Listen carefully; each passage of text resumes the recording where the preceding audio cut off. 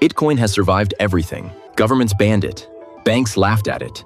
Exchanges collapsed under it. It lost 80% of its value, twice, and came back higher both times. So why are the smartest monkeys in the room quietly getting nervous? Not about the price, not about another crash, about something they've never seen before. The threats Bitcoin faces right now aren't loud. They aren't obvious. Some of them are already inside the system, and most holders have no idea. This is why Bitcoin is in danger. Explained with bananas. Threat 1. Governments stopped laughing. For years, governments treated Bitcoin like a joke. A toy for nerds and criminals. Not worth serious attention. That era is over. Bitcoin is now worth over $1 trillion bananas. Institutions hold it. Pension funds hold it. You can't ignore something that size. And when governments can't ignore a financial system they don't control, they move to control it. The EU now requires your identity on every crypto transaction over 1,000 bananas. The US is deciding whether Bitcoin is a commodity or a security, and that answer determines exactly how hard it gets squeezed. But the real threat isn't regulation, it's replacement. Every major government is now building a central banana digital currency, a CBDC. Programmable money.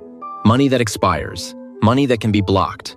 Money every transaction of which the government can see. Bitcoin is the exact opposite. That makes it a direct political threat. They won't ban it with one dramatic announcement. They'll make the on-ramps painful, the exchanges nervous, the conversions slow and expensive. They don't need to kill Bitcoin.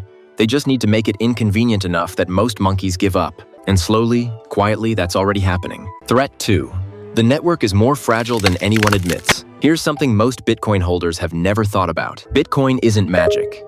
It runs on physical machines, miners that verify every single transaction. Those miners are the network. Without them, Bitcoin stops. The original vision, thousands of independent miners spread across the jungle. No single group powerful enough to control the system. That vision is dead. Today, the majority of Bitcoin's computing power sits inside a handful of massive operations. Many in the same 2 or 3 countries, several on the same energy infrastructure. Bitcoin's one unbreakable rule: no single entity controls more than 50% of the network. Break it and you can rewrite transaction history. Spend the same Bitcoin twice. The whole system becomes worthless overnight. A full 51% attack is hard, but that's not what should scare you. If a government controls the region where most mining happens, they don't need to destroy Bitcoin. They just quietly tell the miners which transactions to approve and which to block. You could be holding censored Bitcoin right now and have absolutely no way of knowing. Decentralization is Bitcoin's immune system, and right now, it's compromised. And this is where most monkeys completely misunderstand Bitcoin. They think the danger is external.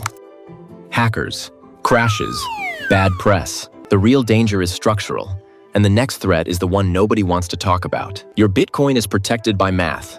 A mathematical problem so hard, no computer alive can crack it. Your private key, the password to your wallet, lives behind that problem. Quantum computers don't solve that problem. They make it irrelevant. A powerful enough quantum machine could break the cryptography, protecting every Bitcoin wallet in existence. Not just future wallets, every wallet, including the one you hold right now. Google and IBM are advancing faster than most people realize. Several cryptographers estimate Bitcoin's current encryption could be cracked within 10 to 15 years. Here's why this matters today. Not in 15 years. Bitcoin can be updated to quantum-resistant encryption. Developers know this. They're discussing it. But Bitcoin's governance is deliberately, painfully slow. Getting millions of miners and holders to agree on a major protocol change is almost impossible. The last time they tried, Bitcoin split into 2 separate currencies. The clock is ticking. The window to act is closing, and the system moves at the speed of committee. The threat isn't that quantum computers will crack Bitcoin tomorrow.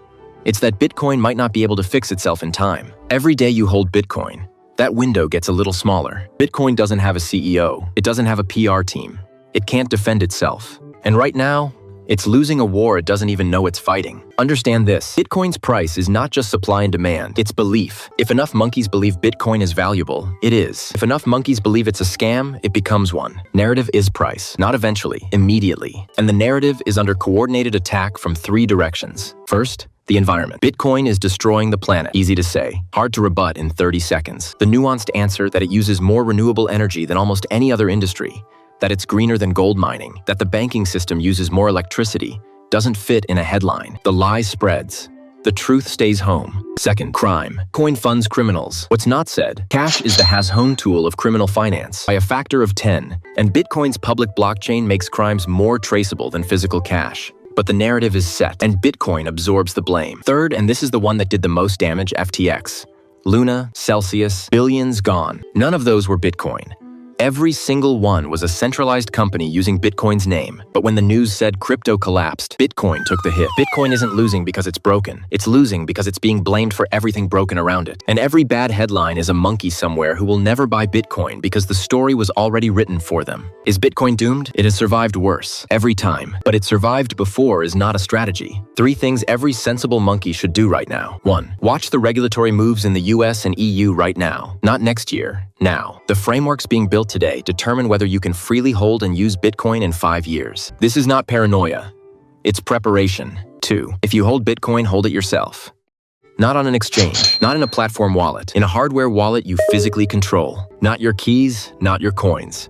FTX proved this to 3 million monkeys, the hard way. 3. Stop treating Bitcoin and crypto as the same thing. The dangers we covered today are Bitcoin-specific, real, structural. The dangers in the wider crypto space, altcoins, leverage, centralized platforms, are in a completely different category of risk. Mixing them up is how monkeys lose everything on the wrong bet. In danger and doomed are not the same sentence. A monkey who understands the difference is already ahead of most. Bitcoin has always made its believers look stupid before making its doubters look stupid. That pattern may continue, but the threats it faces right now are different. They're not panicked governments throwing tantrums. They're patient governments building alternatives. They're not outside attacks.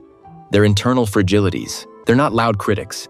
They're quiet narratives shaping what millions of monkeys believe before they ever research it themselves. Bitcoin isn't fragile because it's new. It's fragile because it's finally being taken seriously. Now you know what to watch. This is a simplified explainer, not financial advice. Do not sue monkey. Subscribe. See you in the next one.